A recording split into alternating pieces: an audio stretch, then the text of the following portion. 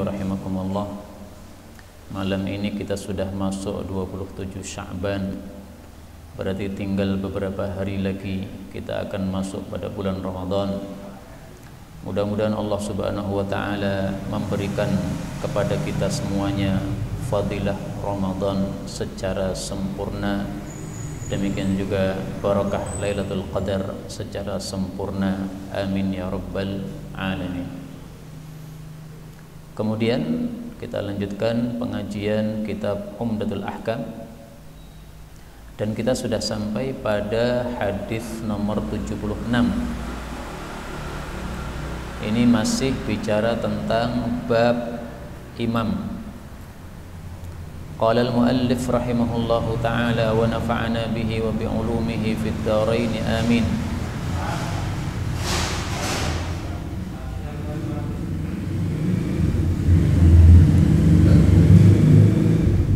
Hadis berapa? 99 nggih.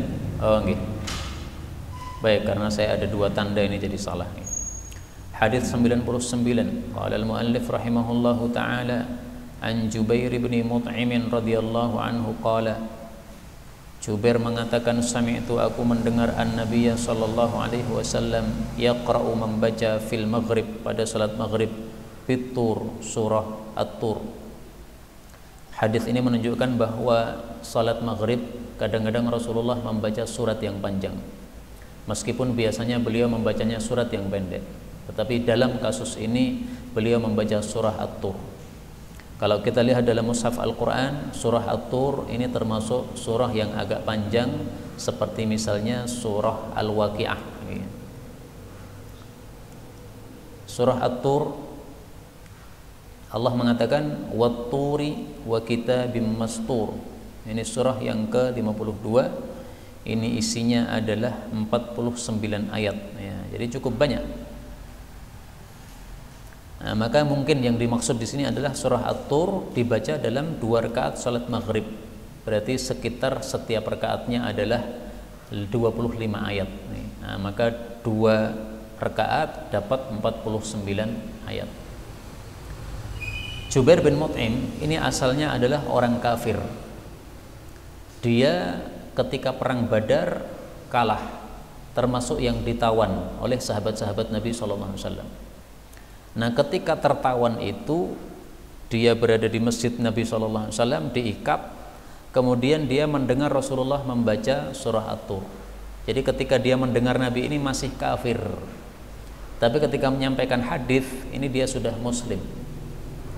Maka seorang kafir mendengar hadis Nabi, dia boleh menyampaikan hadis itu ketika dia sudah Islam. Misalnya ada orang kafir ikut dalam satu pengajian sebagai tukang parkir.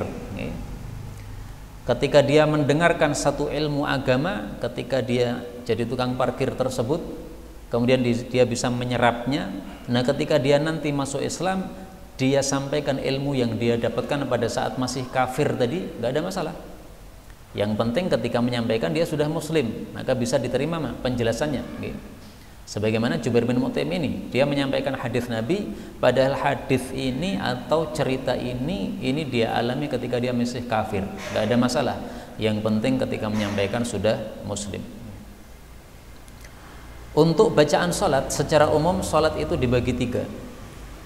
Salat yang bacaannya pendek yaitu salat maghrib, salat yang bacaannya panjang yaitu salat subuh, surat yang bacaannya sedang yaitu selain maghrib sama subuh, duhur, asar, isya. Nah, itu adalah yang bacaannya sedang.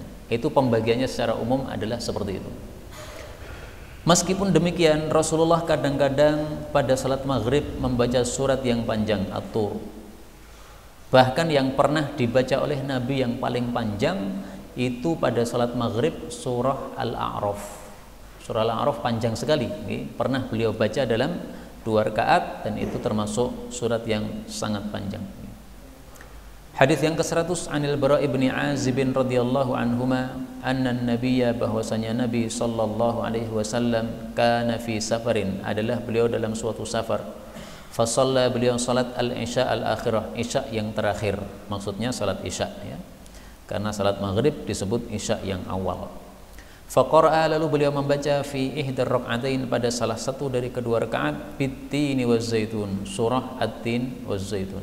Fama sami'tu ahadan, maka aku tidak mendengar seorang pun, ahsana sautan, yang lebih bagus suaranya, au qira'atan, atau lebih bagus bacaannya, minhu sallallahu alaihi wasallam, dari Nabi sallallahu alaihi wasallam.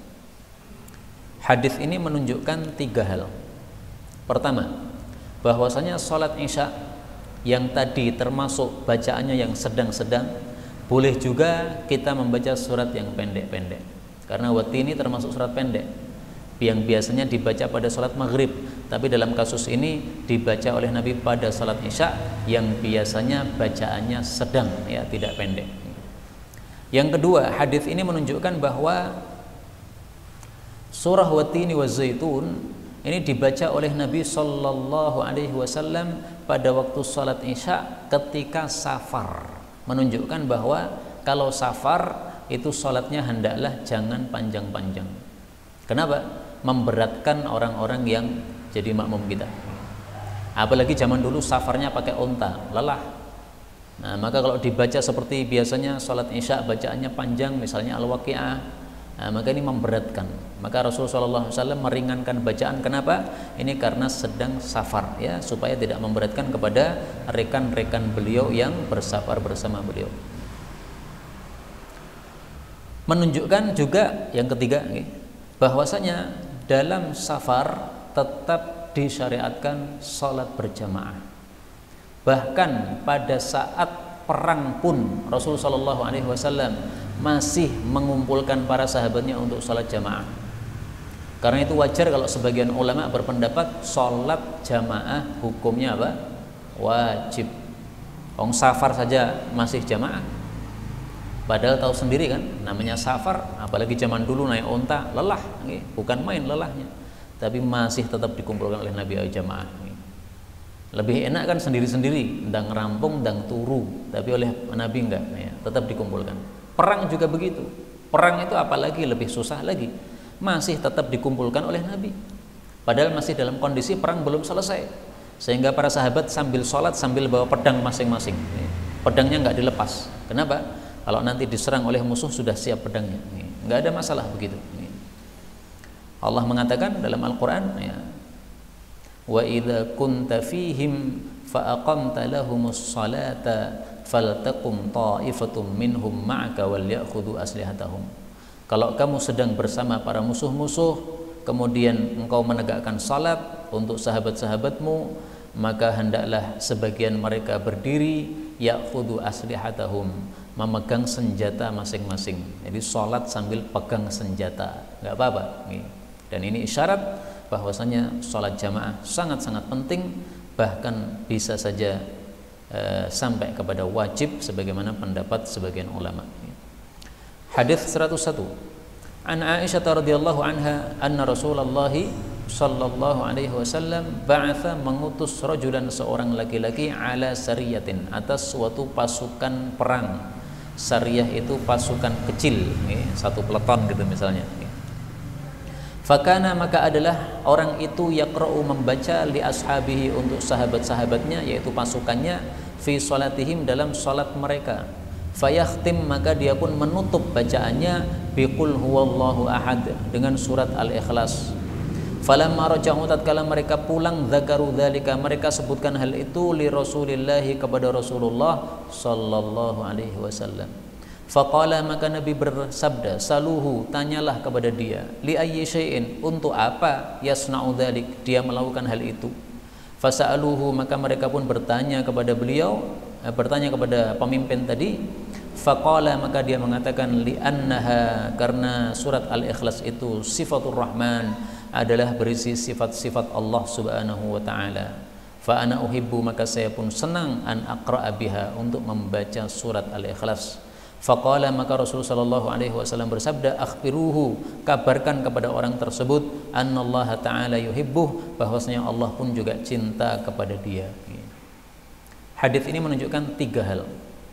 Pertama, bolehnya di dalam satu rakaat membaca 2 surat sebagaimana yang dilakukan oleh sahabat ini.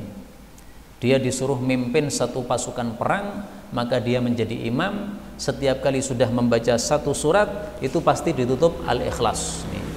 Nanti rakaat kedua juga begitu, membaca surat At-Tin ditutup Al-Ikhlas. Besok ngimami juga begitu, membaca surat misalnya Wadduha ditutup dengan Al-Ikhlas. Nah, ternyata tidak diingkari oleh Nabi. Nabi membiarkan dia. Nah, maka ini termasuk sunnah takririyah, yaitu sunnah yang diakui oleh Nabi SAW. Karena sunnah ada 3 macam. Ada sunnah yang berupa sabda Nabi, ada sunnah yang berupa perbuatan Nabi, ada sunnah yang berupa takrir, pengakuan Nabi SAW. Nabi tidak melakukan, tapi dilakukan oleh para sahabatnya. Nabi tidak mengingkari. Namanya sunnah takrir. Yang kedua, hadis ini menunjukkan bahwasanya kalau kita melihat sesuatu yang kita anggap mungkar atau tidak benar, itu jangan langsung diingkari, tetapi saluhu, tanya dulu. Ini para sahabat nggak cocok nih. Nabi itu kalau ngimami 1 surat, kenapa kamu itu kalau ngimami kok baca 2 surat? Suratnya selalu yang kedua adalah Al-Ikhlas. Kenapa ini? Nah, ternyata tidak langsung dianggap bid'ah oleh Nabi SAW, meskipun Nabi tidak melakukan, tapi Nabi suruh saluhu, tanya dulu. Kenapa sih kamu selalu tutup dengan Al-Ikhlas? Ternyata setelah dijawab, aku suka dengan surat Al-Ikhlas karena isinya adalah sifat-sifat Allah. Maka Nabi tidak mengingkari sama sekali. Maka ini bukan termasuk perkara bid'ah. Lah, terus perkara bid'ah itu gimana? Perkara bid'ah itu adalah sesuatu yang dianggap termasuk agama padahal bukan termasuk agama. Misalnya, kalau seseorang setiap sholat selalu membaca 2 surat, kemudian dia meyakini dalam hati bahwasanya cara sholat yang benar memang harus membaca 2 surat. Kalau membacanya 1 surat itu caranya tidak benar. Nah, itu baru namanya bid'ah. Jadi sama-sama, misalnya seseorang mengimami, membaca setiap mengimami 2 surat. Ini ada A, ada B.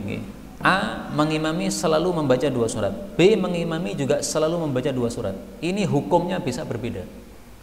Si A yang membaca 2 surat, ketika ditanya kenapa suka membaca 2 surat, karena surat Al-Ikhlas sifat Allah, saya senang baca. Nah, ini berarti nggak ada masalah. Si B ketika ditanya kenapa membaca 2 surat, dia mengatakan membaca 1 surat itu tidak sah salatnya atau tidak benar salatnya, baca itu harus 2 surat. Nah, maka ini namanya bid'ah seperti ini. Kenapa? Dia anggap termasuk agama padahal itu bukan agama. Demikian juga masalah-masalah yang lain, cara menentukan apakah bid'ah atau tidak, caranya seperti itu tadi. Apakah kamu anggap ini termasuk agama atau bukan? Kalau tidak, nggak ada masalah. Kemudian yang ketiga, hadis ini menunjukkan bahwasanya annallaha ta'ala yuhibbuh. Siapa yang cinta kepada Allah, maka Allah pun akan mencintai dia. Jadi Allah akan sesuai dengan hambanya. Siapa yang suka, maka Allah suka. Maka hadis ini mirip dengan sabda Nabi SAW. Rasulullah bersabda, "Faman radiya falahur ridha." Barang siapa yang ridho kepada Allah, maka Allah pun ridho kepada dia. Innallaha ta'ala, sesungguhnya Allah, idza habba qauman ibtalahum, kalau mencintai suatu kaum Allah akan memberikan ujian kepada mereka. Faman radiya, barang siapa ridho terhadap ujian Allah, falahur ridha, dia mendapatkan ridho Allah. Wa man sakhita, barang siapa yang murka, falahu sukhtu, maka dia pun mendapat kemurkaan Allah Subhanahu wa taala. Hadis riwayat Tirmidzi sahih. Ya, jadi Allah akan memberikan balasan sesuai amal kita. Seorang hamba cinta sama Allah dibuktikan dengan selalu membaca surat Al-Ikhlas karena isinya sifat-sifat Allah, maka Allah balas dia dengan kecintaan juga, dicintai oleh Allah Subhanahu wa taala. Karena itu silahkan perbanyak baca surat apa? Al-Ikhlas. Hadis 102, wa an Jabirin radhiyallahu anhu. Monggo Ustaz.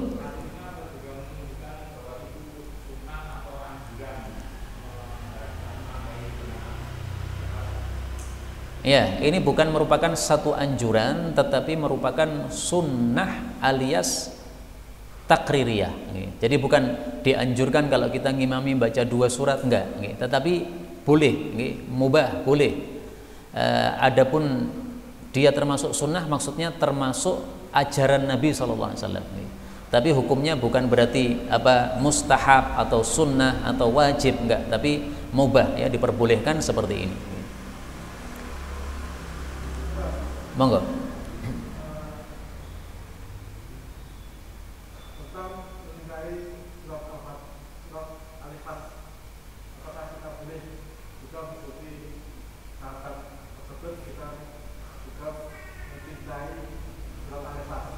Iya. Jadi mencintai surat Al-Ikhlas termasuk sunnah karena diakui oleh Nabi SAW, dilakukan oleh seorang sahabat Nabi, diakui oleh Nabi, bahkan Nabi mengatakan kabari dia bahwa Allah cinta sama dia. Maka kita mencintai surat Al-Ikhlas karena kandungannya adalah Allah, yang Allah harus kita cintai.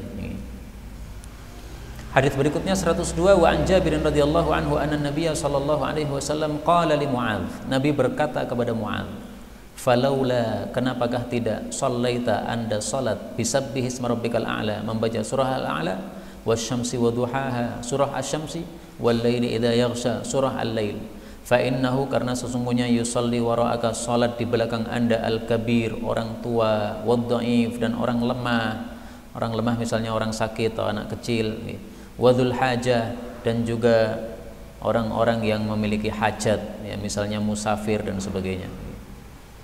Hadis ini mengisahkan tentang Sayyidina Mu'adz yang mengimami salat Isya dengan sangat panjang. Sementara Nabi biasanya salat Isya itu bacaannya sedang, tidak yang panjang-panjang. Ini Mu'adz ini tidak hanya panjang tapi sangat panjang. Karena dalam riwayat yang lain disebutkan Mu'adz itu membacakan surah Al-Baqarah diselesaikan dalam salat Isya. Anda tahu surat Al-Baqarah itu 2 juz lebih. Nah, kalau satu rakaatnya 1 juz, ini sudah 1 jam ini. Nah, kalau 2 juz, wah, udah 2 jam ini, memberatkan orang. Nah, maka ada salah satu muridnya atau jamaahnya, kemudian dia mundur. Dia awalnya ikut sholat berjamaah, tiba-tiba dia mundur. Dia melakukan sholat sendiri akhirnya. Mu'adz diberitahu oleh orang-orang, tadi ada yang mundur, dia sholat sendiri. Mu'adz gak terima, dia mengatakan itu orang munafik. Yang mundur tadi dibilangi munafik, nggak terima, dia lapor kepada Nabi SAW, ya, tak lapor ke Nabi, kau nyebut saya munafik. Nah, maka ternyata Nabi tidak memarahi orang yang dianggap munafik tadi, malah memarahi Mu'adz yang dia mengimami terlalu panjang. Kemudian Rasulullah menasihati, kenapa kamu tidak membaca surat Al-A'la, surat Asy-Syams, surat Al-Lail? Artinya untuk sholat Isya disuruhkan oleh Nabi surat-surat yang sedang-sedang seperti ini. Surat yang pendek-pendek itu dari Ad-Duha sampai dengan An-Nas, rata-rata pendek. Meskipun ada yang sedikit panjang, Al-Bayyinah sama Al-Alaq. Ada surat-surat yang sedang-sedang, yaitu dari Al-Lail sampai dengan surat An-Naba. Atau lebih tepatnya lagi, dari surat Al-Lail sampai dengan surah At-Takwir. Nah, itu rata-rata hampir sama. Ada surat-surat yang panjang-panjang, yaitu dari surah Al-Mursalat sampai dengan surah Al-Hujurat.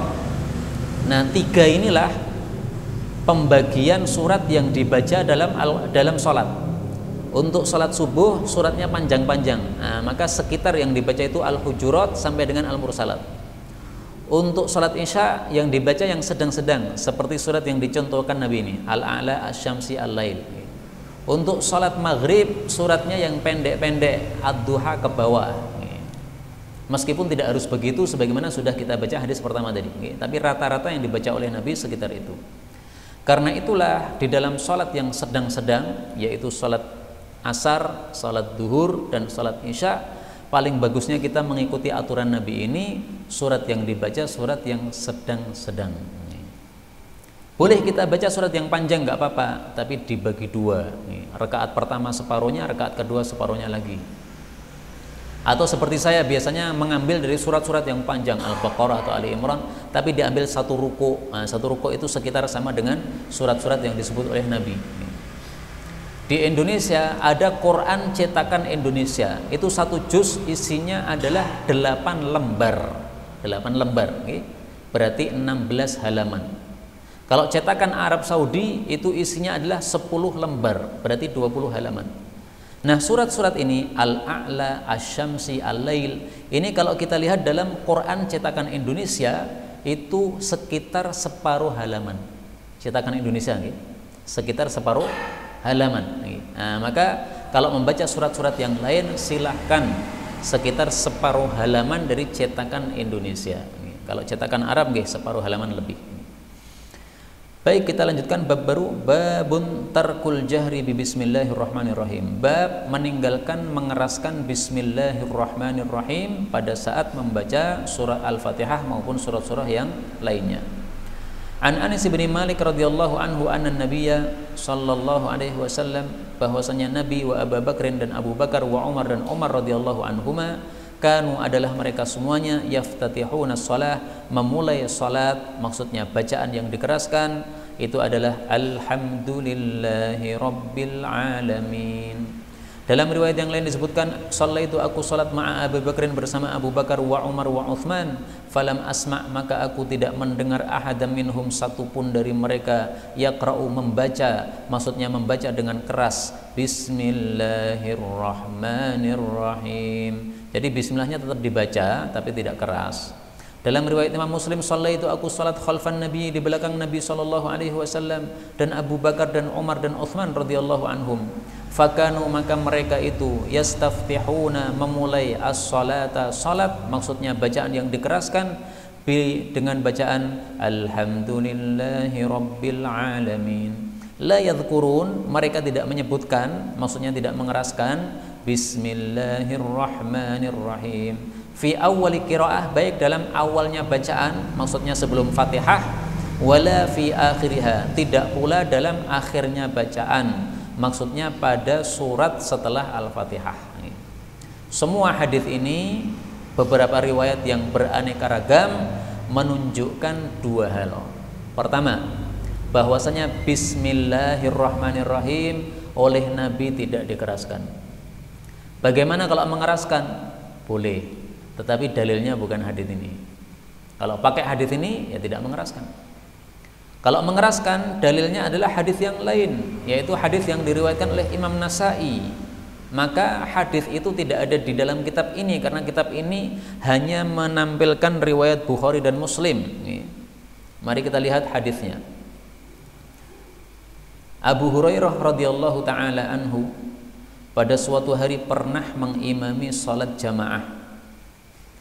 Pada waktu beliau membaca Al-Fatihah, beliau itu mengeraskan bismillahirrahmanirrahim. Selesai salat dia mengatakan, wallah, demi Allah, innila asbahukum salatan bi Rasulillah sallallahu alaihi wasallam. Aku orang yang paling mirip salatnya dengan salatnya Rasulullah sallallahu alaihi wasallam. Ini hadis diriwayatkan oleh Al-Imam An-Nasai pada nomor 905, yaitu Abu Hurairah mengeraskan bismillahirrahmanirrahim. Nah, ini dalilnya. Karena itu siapapun yang mengimami salat, bacaan bismillahnya dikeraskan, tidak boleh diingkari. Dan itulah mazhab Syafi'i.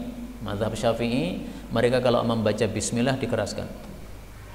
Sementara itu banyak atau kebanyakan ulama bismillahnya tidak dikeraskan. Kenapa? Karena sesuai hadisnya Ibnu Umar tadi, hadisnya Anas tadi ya, Anas adalah pembantunya Nabi SAW, sehingga Anas ini sangat tahu betul bagaimana tata cara salat Nabi karena selalu menyertai Nabi di mana-mana. Nah, ternyata dia mengatakan, aku tidak pernah mendengar mereka membaca bismillahirrahmanirrahim. Jadi antara dua hadis ini tidak saling kontradiksi, tidak. Anas menceritakan apa yang dia tahu. Dia selama mengikuti Nabi, nggak pernah Nabi mengeraskan bismillah. Abu Hurairah meriwayatkan apa yang dia tahu. Dia melihat Nabi atau pernah mendengar Nabi mengeraskan bismillah. Maka dia ketika mengimami juga mengeraskan bismillah. Nggak ada masalah. Tapi kalau mau dilihat dua hadis ini yang lebih sahih adalah hadis yang tidak mengeraskan bismillah. Karena itu lebih utama untuk sering-sering tidak mengeraskan bismillah. Mengeraskan bismillah itu hanya kadang-kadang saja. Karena apa? Karena Nabi lebih sering tidak mengeraskan bismillah, ya. Itu adalah penerapan dua hadis yang tampaknya bertentangan ini.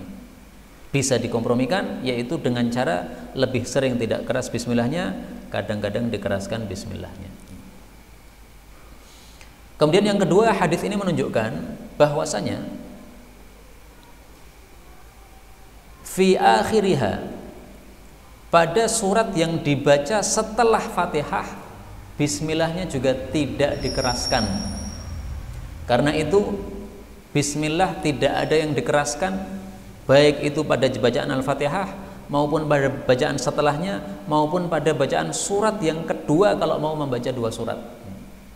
Misalnya membaca surah Al-Falaq sama Anas dalam satu rakaat, nah, maka bismillah sebelum Falaq tidak dikeraskan, bismillah sebelum Anas juga tidak dikeraskan. Bahkan dua surat itu cara membacanya bisa digabungkan. Nanti insya Allah akan saya praktekkan bagaimana membaca dua surat digabungkan tanpa bismillah. Misalnya kita baca surat Al-Ikhlas sama Al-Falaq. Caranya adalah kita baca akhir ayat langsung nyambung dengan awal ayat. Walam yakul lahu kufuwan ahadun qul a'udzu birabbil falaq, langsung sambung. Ini dalam qiraah Hamzah. Ada 10 qiraat mutawatir sumbernya dari Nabi. Nah, salah satu namanya qiraah Hamzah. Qiraah Hamzah kalau nyambung dua surat begitu, maka langsung sambung, tidak ada berhenti padanya. Tidak ada bismillah, tidak ada berhenti. Nah, nanti insya Allah kita praktekkan dalam salat Isya insyaallah taala. Kemudian bismillahirrahmanirrahim diperselisihkan oleh para ulama, apakah dia ini termasuk Al-Fatihah atau bukan termasuk Al-Fatihah. Ada dua pendapat. Pendapat Imam Syafi'i mengatakan bismillahirrahmanirrahim termasuk Al-Fatihah. Akibatnya kalau kita sholat tidak membaca bismillahirrahmanirrahim, maka sholatnya tidak sah. Kenapa? Dia termasuk Al-Fatihah. Pendapat mayoritas ulama bahwasanya bismillahirrahmanirrahim bukan termasuk Al-Fatihah. Akibatnya kalau kita sholat tidak membaca bismillahirrahmanirrahim, sholatnya tetap sah. Jadi menurut mayoritas ulama, bismillahirrahmanirrahim bukan Al-Fatihah. Lah terus termasuk apa? Termasuk Quran, tetapi ayatun mustaqillah, ayat yang berdiri sendiri. Bisa dipahami? Berdiri sendiri artinya dia tidak termasuk surat apapun, dia berdiri sendiri ngadeg dewi. Tetapi saya sarankan, meskipun bismillahirrahmanirrahim bukan termasuk dari Al-Fatihah menurut mayoritas ulama, jangan sekali-kali bismillahirrahmanirrahim ditinggalkan. Kenapa? Karena Nabi juga membaca bismillahirrahmanirrahim.